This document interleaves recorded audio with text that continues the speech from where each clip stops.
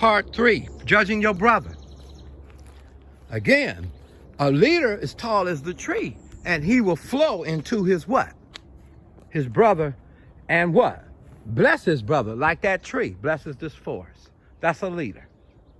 And if we go kingdom or heavenly minded, that tree ain't charging. I don't care what Pharaoh has, or Rome, or anybody else. Currency or anything else has to do with anything.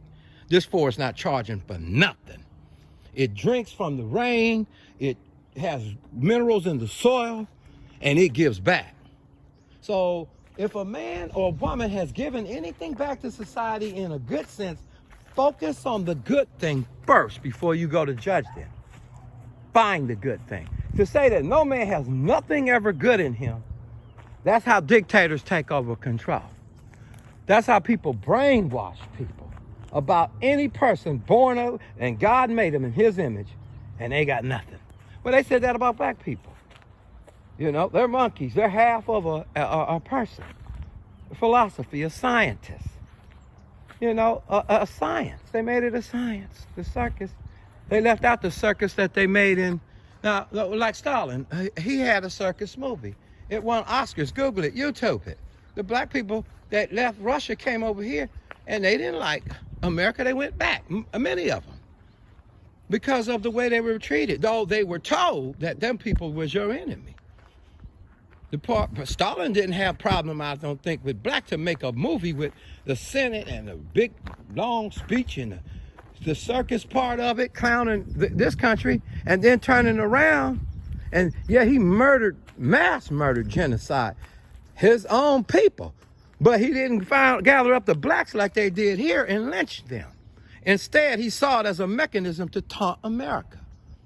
Now, if I judge him, I must be given all full disclosures of his life, do my own research, and say, okay, come to my own conclusion, because the Lord has put in every one of you the ability to discern, unless you just choose to believe a lie, and you're not open.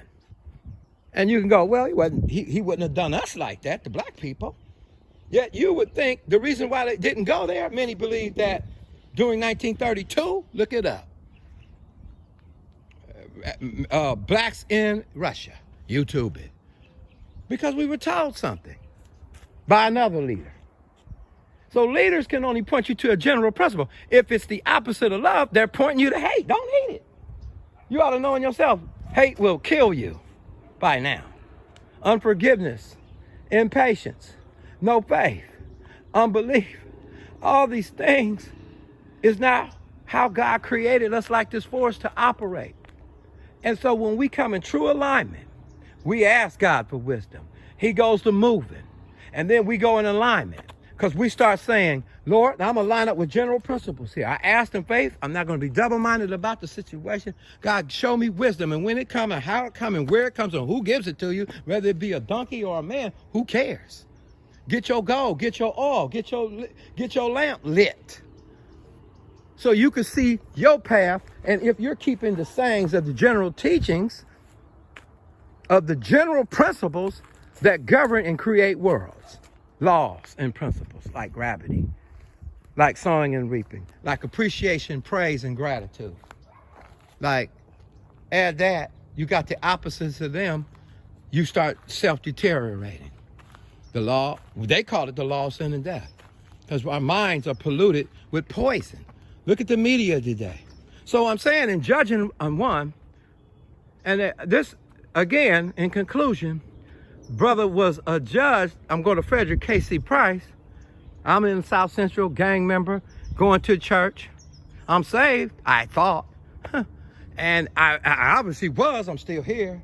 And it's 40 years later, South Central L.A. Bottom line is this, and I think I only made it out of the 5th grade or something.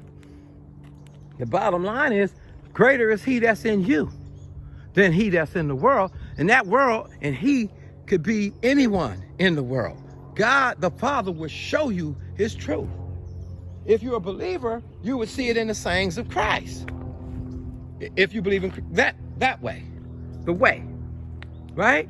Either you follow him or you don't. Either you believe that in the intention of the writer, You believe, who was he talking to? When did he talk to him? Why did he talk to him? How did he talk to him? What language did he use? And what does those words mean? You're doing your homework. Then you can follow the intention of the one that was inspired. All these titles today, I can build a congregation just off killing folks with my words and going a great conquest. In the name of Jesus. Or in the name of Allah. Or in the name of Buddha. Look at Miriam. The Buddhists persecuted the Muslims. And now they're